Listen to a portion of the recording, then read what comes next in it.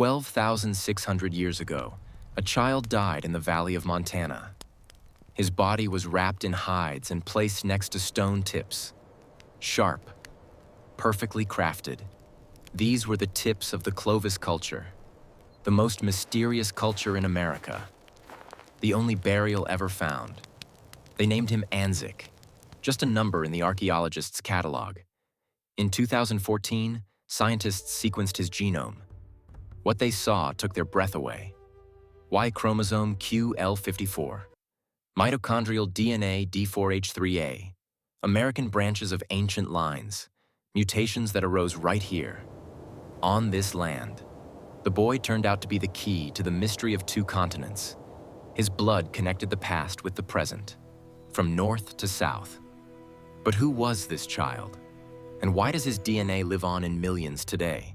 Two continents, thousands of tribes, one mystery. Christopher Columbus called them Indians, a mistake that became a name for 500 years. He thought he had reached India, but discovered a new world, a world inhabited by over 500 different peoples, from the Eskimos of the Arctic to the tribes of Tierra del Fuego, from the hunters of the Great Plains to the builders of pyramids. They spoke 1,000 languages, worshipped different gods. But where did they come from? For 2 centuries, scientists have proposed theories. The sunken Atlantis, the lost tribes of Israel, a separate divine creation, Vikings, Polynesians. Each theory sparked new debates, battles in scientific journals, expeditions, excavations, but there was no truth. Until in 2014 and 15, genetics settled the dispute with one blow. What if the truth is scarier than any myth? A place that no longer exists on maps. 23,000 years ago, the planet froze. The Ice Age bound the continents. The ocean receded by 120 meters. A bridge opened between Asia and America. Beringia, 1,600 kilometers of grassy tundra. Cold, endless, alive. Mammoths grazed here, woolly rhinoceroses, buffalo the size of houses. Herds stretched to the horizon, and behind them came the hunters, the people of Siberia. They knew cold. They could survive where others died. Spears with stone tips, hides, fire. They moved eastward, generation after generation, following the prey, following life. They did not know they were crossing the border between worlds. That ahead lay 2 empty continents, land without people, without traces. What awaited them there, beyond the horizon? A line that crossed the world. Y chromosome, passed only from father to son, unchanging. From generation to generation, the hunters who crossed Beringia had one line, QM242. It was born in Siberia 20,000 years ago, but in America, it changed. A mutation, one letter in the DNA code, QM3, the American branch. It arose here, already on this land, and spread like wildfire, from Alaska to Patagonia. Today, it is found in almost all Native Americans in South America. In isolated tribes of the Amazon, 100%. One man, one mutation, tens of millions of descendants. His name has been erased by time, but his blood flows in everyone who speaks Quechua, Guarani, Navajo. How did one line conquer 2 continents? In Europe, farmers replaced hunters. Here, silence. 9,000 years ago, a wave rolled across Europe. Farmers from Anatolia brought wheat, barley, sheep. They brought new blood. Haplogroup G2A. They replaced the hunters, supplanted their DNA. In America, this never happened. Never. Genetics does not lie. Native Americans do not have G2A. There are no traces of Neolithic replacement, only Q and C, lines of hunters, unmixed, continuous. They came as hunters. They remained hunters. For millennia, no one brought them agriculture from the outside. They created it themselves. Corn in Mesoamerica, potatoes in the Andes, a local invention. Without teachers, without migrations, one population, one blood, from beginning to end. What gave them this strength? Isolation or something greater? 24,000 years ago in Siberia, there lived a boy. The Malta site, the bank of the Angara River. In 2014, archaeologists sequenced his genome and paused. Y chromosome R mitochondrial DNA U. These are West Eurasian markers, Europoid lines, in Siberia, 24,000 years ago. They named his population Ancient North Eurasians, N. And that's where it all began. From 14 to 38% of the genome of Native Americans comes from this group, not from East Asians, from people genetically close to Europeans. This explained the mystery. Haplogroup X2A in Navajo. Sometimes Europoid features in ancient skulls. Everything fit together. The Europoid component in America. But without Europeans, Siberia was a bridge, a meeting place of West and East. Who else hides in their blood? Disappeared for 8,000 years. 23,000 years ago, hunters crossed Beringia. They were going east, in search of prey, in search of life. And they got stuck. The glaciers closed in. The way to Asia was blocked. The way to America was closed. A wall of ice from the south, an ocean from the north, a trap.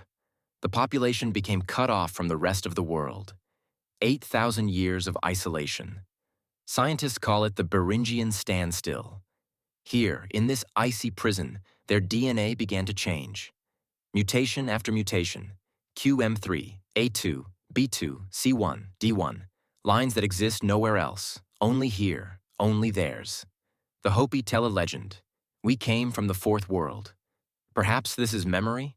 A genetic memory of a place between worlds? Of a time when their ancestors were alone, cut off, forgotten. What if myths are echoes of DNA, from Alaska to Chile in 1,000 years? 15,000 years ago, the ice began to recede. Glaciers melted. A corridor opened, a narrow passage between two walls of ice, or a route along the Pacific coast. Scientists argue, but the result is the same. People flooded south. A wave. Unstoppable. Swift. They traveled 1.5 kilometers a year. Sounds slow? In 1,000 years, their descendants reached Chile, 14,500 years ago. Monteverde, the oldest site in South America, from Alaska to the ends of the earth, 15,000 kilometers in 1,000 years. They didn't build cities. They didn't stay. They just moved on, generation after generation, as if something drove them. Cold, hunger, or a thirst for something new. They did not know they were populating an empty world, that empires would come after them, that their blood would become the foundation of civilizations. What were they fleeing from, or what were they striving towards? The second line, the northern route.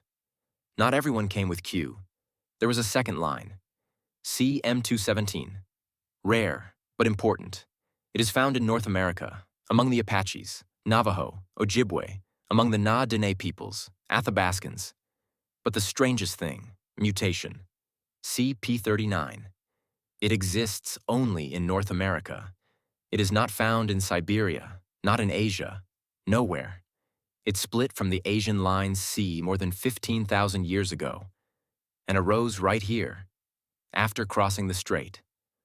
A second wave of migration, or part of the first? Scientists argue, but the fact remains. Two paternal lines, Q and C. Different stories, different paths, but one continent. Q has widespread distribution to the south. C has concentration in the north. Division of labor, territories, or something deeper? Two lines, two waves, or two castes, 5 mothers, 2 continents. Paternal lines tell of wars. Maternal lines tell of survival. Mitochondrial DNA, passed only from mother. Unchanging. Precise. Native Americans have 5 main lines. A, B, C, D, X, 5 founding women. They crossed Beringia thousands of years ago. Their descendants populated the continents. A2 dominates in the north, Eskimos, Na-Dene, up to 70%. B2 went southwest, Pueblo, Andes, a trace along the coast. C1 split into 3 branches, C1b, C1c, C1d, only in America, nowhere else. D1 spread throughout South America, ubiquitously, from the Amazon to Patagonia. D4H3A was found in the Clovis boy, evidence of the Pacific route, 5 lines, 5 stories, but one memory. Fathers waged wars, mothers preserved life. Which of them is stronger? A line that shouldn't exist. X2A, a maternal line that broke all theories. It is found only in the north of North America. Ojibwe, Sioux, Navajo, rare, but consistently. In South America, it is nearly absent. In East Asia, it is not found. In Siberia, it does not exist. But its relatives live in Western Eurasia, in the Middle East, in Europe. How is this possible? For 20 years, scientists proposed crazy theories. The Solutrean hypothesis: ancient Europeans crossed the Atlantic on ice. Like the Vikings. Only earlier. 20,000 years earlier. A beautiful theory. An incorrect theory. The answer came from the Malta boy. Ancient North Eurasians carried Western lines into Siberia. There they mixed with East Asians and came to America. X2A is not a European trace. It is a Siberian key, a memory of the meeting of worlds. How many more mysteries are hidden in their blood? 13,000 years ago, weapons appeared. A stone tip, elegant, grooved, deadly. The Clovis point, perfectly balanced, sharper than a knife. It pierced the skin of a mammoth, ripped open the ribs of a mastodon. It is found everywhere, from north to south. One technology, one style, as if one hand created them all. In 500 years, the Clovis culture spread across the continent. But who were its bearers? The boy Anzik provided the answer. His genome showed he is closer to the Native Americans of South America than to the tribes of the North. Clovis is not a separate people. They are the ancestors of all. From the Maya to the Incas. 12,800 years ago, the culture vanished. Suddenly, a climatic blow? The extinction of megafauna? Scientists do not know. They created an empire of stone and dissolved. But their blood remained. What made them disappear? The people who remained. 11,500 years ago in Alaska, a girl died. Upward Sun River. She was named USR1, just a code. In 2018, scientists sequenced her genome and discovered a third population. Not southern, not northern. Another. Ancient Beringians. They separated from the other Native Americans 20,000 years ago. When everyone went south, they stayed. Here, at the edge of the world, mitochondrial DNA C1b, unique, unsimilar. They chose isolation, cold, loneliness. They lived separately for thousands of years, until others came. Athabascans, Na-Dene, a new wave from the west. They absorbed the ancient Beringians, assimilated, erased. No language, no culture remained. Only DNA in the bones of children. A memory of a people that chose to stay and vanished. Why didn't they leave? What held them back? A skull that divided a nation. 8,500 years ago, a man died on the banks of the Columbia River. 1996. Students found his skull in the water, long, narrow, with a high nose. Europoid features. The sensation exploded in America. Scientists shouted, "This is not an Indian, this is a European," proof of ancient contacts across the Atlantic. The tribes shouted, "This is our ancestor, return him to the earth." 20 years of legal battles, expertise, politics, hatred. 2015, they sequenced the genome. The results silenced everyone. Y chromosome QM3. Mitochondrial DNA X2A, a pure Indian, genetically closest to the Colville tribe. The European hypothesis collapsed. Morphology lied. The shape of the skull deceived. DNA told the truth. He was returned to the tribes, buried with honors. How many more disputes will genetics resolve? One people, three fates, the Arctic, the edge of cold and ice. Here, Eskimos, Aleutians, and Athabascans preserved ancient lines. Mitochondrial A2 reaches 70%. CP39 in Na Dene, a late wave of migration. They came from the west, displaced the ancient Beringians, took their place. Mesoamerica, the land of pyramids. Maya, Aztecs, Mixtecs. Paternal QM3 predominates almost everywhere. Maternal A2 and B2, high genetic homogeneity. 1,000 languages, but one blood. South America, from the Amazon to the Andes. Quechua, Aymara, Guarani. QM3 reaches 100% in isolated jungle tribes. Maternal D1 and B2. Purity unseen anywhere else in the world. 3 regions, 3 climates, 3 cultures, but genetically, one whole, indivisible, unconquerable. How did one blood create 1,000 worlds? 90% of one line. Against the laws of nature. No people from the old world has maintained such purity. Europeans, a mixture of dozens of waves. Asians, a kaleidoscope of migrations. Africans, the oldest diversity on the planet. Native Americans, different. Y chromosome. QM3 is predominant everywhere. In isolated Amazonian tribes, up to 100%. CP39 concentrates in the north, rare but stable. Maternal lines, 5 main. A, B, C, D, X. Each carries its story, but all come from one source. Beringia. Autosomal genome tells the story of mixing. East Asian component. Ancient North Eurasians, between 14 and 38%. The trace of the Malta boy. After 1492, a European component was added, but the foundation remained untouched. 15,000 years of isolation. A genetic time capsule, cleaner than any people on the planet. How did they preserve this? A trace that should not exist. 2015. Scientists analyzed the genomes of Amazonian tribes. Surui, Caritiana, Chavante. Routine work, but the numbers did not add up. 1 to 2% of their DNA did not belong to America, did not belong to Asia. It was an Australasiatic component, a connection to Papuans, Australian Aborigines, Andaman Islanders, at the other end of the planet. How is this possible? The ocean, 15,000 kilometers, 15,000 years ago. Scientists, shocked, published the results in Nature. 3 hypotheses. The first, an ancient migration across the Pacific, by boat along the coast. The second, a ghost population Y, Ipaiquera in the Tupi language. Ancestor, a group that disappeared. The third, a common ancestor in Southeast Asia, mixing before arriving in America.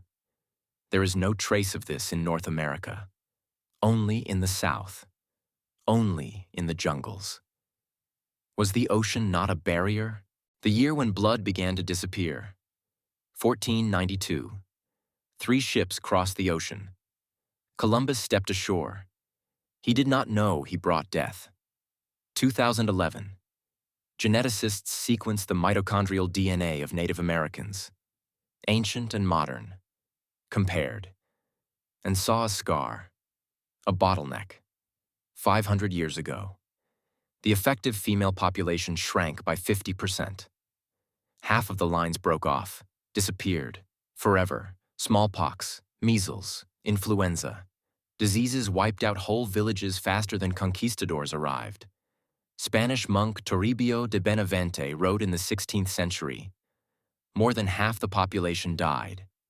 Genetics confirmed his words, a trace in the DNA, a memory of a catastrophe. But the population recovered. The lines that survived gave rise to new branches. Genetic diversity returned.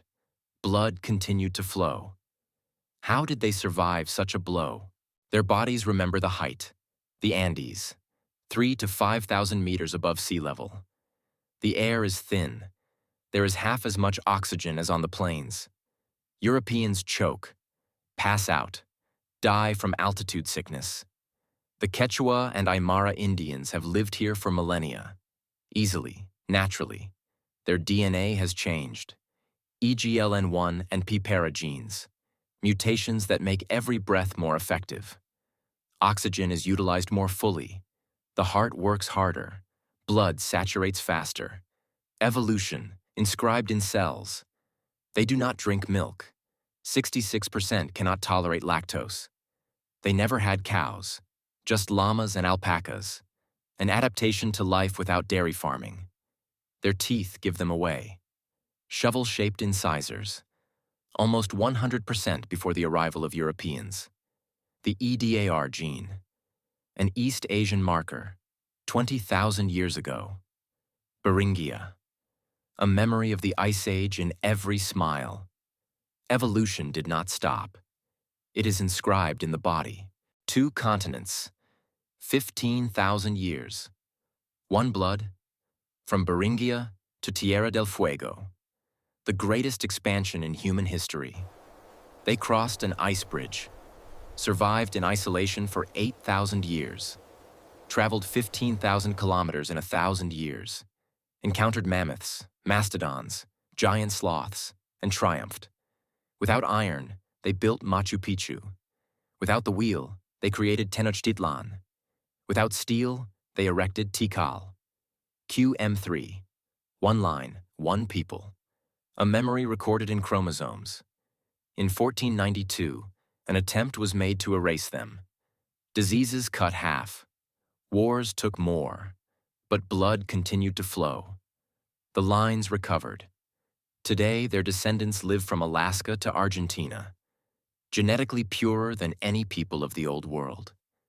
Their DNA is the chronicle of 2 continents, a memory older than the pyramids. If you have read to the end, you are part of this story. Whose blood flows in you?